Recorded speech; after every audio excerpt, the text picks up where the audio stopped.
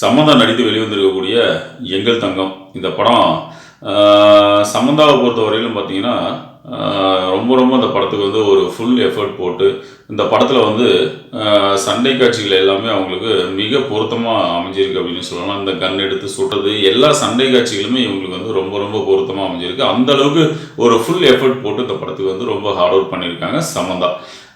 இந்த படத்தை பொறுத்தவரையிலும் சமந்தாவுக்கு வந்து மிகப்பெரிய ஒரு ரோல். அது இந்த படம் ஃபுல்லாகவே வந்து 2 நாளைக்கு பிறகு சமந்தா வந்து இப்படி ஒரு படத்தில் நடிச்சிருக்கிறது அப்படிங்கிறது இந்த ரோல் வந்து ரொம்ப பேசக்கூடிய ஒரு ரோலு.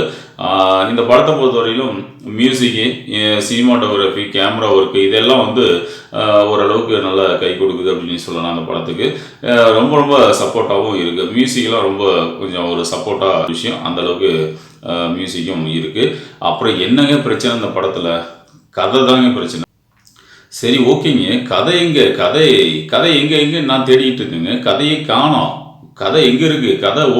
படம் ஒரு பக்கம் ஓடுது, கதை எங்கேன்னு பார்த்தா கதையை காணுங்க. ஏங்க கதையை எங்கேங்க? கதையை கொண்டுட்டு வாங்க. படத்துக்குள்ளே கதையே வரலையே. கதை எங்கே வச்சுருக்கீங்க? கதையை கொண்டுட்டு வாங்க.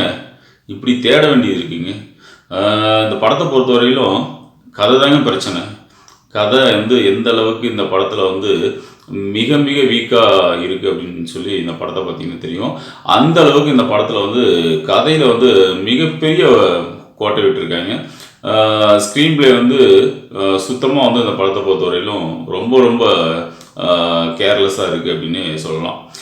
ஏன் இந்த படத்துக்கு வந்து இப்படி எங்கள் தங்கம் அப்படின்னு சொல்லி ஒரு படத்தை டைட்டில் வச்சுட்டு அந்த தங்கத்துக்கு ஏற்ற மாதிரி ஒரு கதை, ஸ்க்ரீன் பிளே எதுவுமே இல்லை அப்படிங்கும்போது அப்போ தங்கம் என்னாச்சு அப்படிங்கிற ஒரு கொஸ்டின் வருது. இதெல்லாம் வந்து யோசிச்சு பாருங்கள்.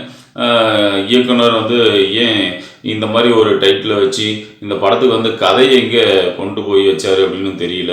இந்த படத்தை பொறுத்த வரையிலும் பார்த்தீங்க அப்படின்னா கதையை வந்து கரெக்டாக எழுத, திரைக்கதையும் கரெக்டாக எழுதல. கடைசியில் வந்து பார்த்தீங்கன்னா சரி எடிட்டிங்காவது கரெக்டாக இருக்குன்னு பார்த்தா எடிட்டர் எங்கப்பா, எடிட்டரை காணோம் அப்படிங்கிற மாதிரி தேட வேண்டியிருக்கு. ஏன்னா அது பாட்டில் எடுத்த கேமராவை எடிட் பண்ணாமலே அப்படியே ஓடிட்டுருக்கா, இல்லை சீரியல் மாதிரி போகுதா, இல்லை இது என்ன ஒரு காமெடி படமா, என்ன படம், என்ன கதை அப்படிங்கிற மாதிரி யோசிக்க வேண்டியது இருக்குது.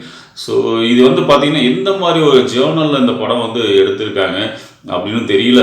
அதே மாதிரி இந்த படத்தில் ஒரு சீன் முடிஞ்சுன்னா அடுத்த சீன் என்ன ஆரம்பிக்குது, இரண்டுக்கும் இடைவெளி, அந்த ஒரு எடிட்டிங் இருக்குது பாருங்கள். ஒன்றுக்கு அடுத்து இன்னொன்று சேர்க்கணுங்கிறது அந்த ஒரு கேப் இருக்குது பாருங்கள். எடிட்டிங் பக்கா மோசங்க. இந்த படத்தை பொறுத்தவரையிலும் எடிட்டரே இருக்காரா, இல்லை அவர் ஒர்க் பண்ணாரா பண்ணலையா அப்படின்னு கூட சில கேள்விகள்லாம் வருது. எடிட்டிங்லாம் ரொம்ப ரொம்ப அங்கங்கே வந்து நிறைய விஷயங்களை வந்து மிஸ் பண்ணுறாங்க. ஸோ இந்த படத்தில் என்ன நம்ம எதிர்பார்த்து போகிறோமோ அந்த ஒரு விஷயங்கள் வந்து இந்த படத்தில் வந்து கண்டிப்பாக இல்லை அப்படின்னு தான் சொல்லணும். அதே மாதிரி அவங்க என்ன விஷயங்கள் இந்த கருத்துக்கள் சொல்ல வராங்க அப்படிங்கிறது பார்த்தாலும் கண்டிப்பாக இந்த படம் ஒரு விஷயங்களும் சொல்ல வரல.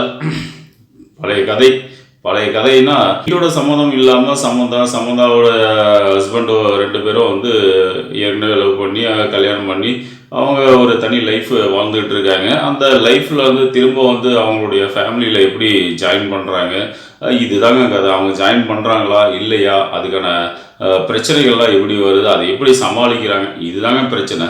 ஆனால் இதுவே எங்கள் தங்கம் அப்படிங்கிறத பேரை வச்சு அந்த தங்கத்துக்கு ஏற்ற மாதிரி கதையும் கொண்டுட்டு போல, அந்த தங்கத்துக்கு ஏற்ற மாதிரி ஸ்க்ரீன் பிளேயும் இல்லை. கதையில் வந்து எந்த விஷயம் இருக்குன்னே எதுவுமே தெரியலை. அந்தளவுக்கு வந்து நம்ம தேடி பிடிச்சி நம்மளே ஒட்ட வச்சு இந்த கதையை வந்து இதுதான் கதையா அப்படிங்கிற மாதிரி நம்மளே வந்து யூகிக்கக்கூடிய ஒரு விஷயங்கள் வந்து இந்த படத்தில் இருக்குது அப்படின்னு சொல்லலாம். அந்தளவுக்கு இந்த படத்தை வந்து எடுத்து வச்சுருக்காங்க. ஸோ அப்புறம் என்னங்க, இந்த படம் வந்து நம்ம பார்க்க வேண்டிய ஒரு படமாக பார்க்கலாம். உங்களுக்கு பிடிச்சிருந்தா ஒரு டைம் வாட்ச் பண்ண வேண்டிய ஒரு படம் அப்படின்னு நான் சொல்ல மாட்டேங்க.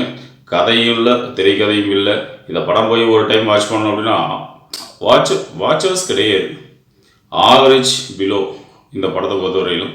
உங்களுக்கு விருப்பம் இருந்தால் அந்த படத்தை வந்து தாராளமாக பார்க்கலாம். மீண்டும் அடுத்த ஒரு வீடியோவில் நம்ம சந்திப்போம். நன்றி.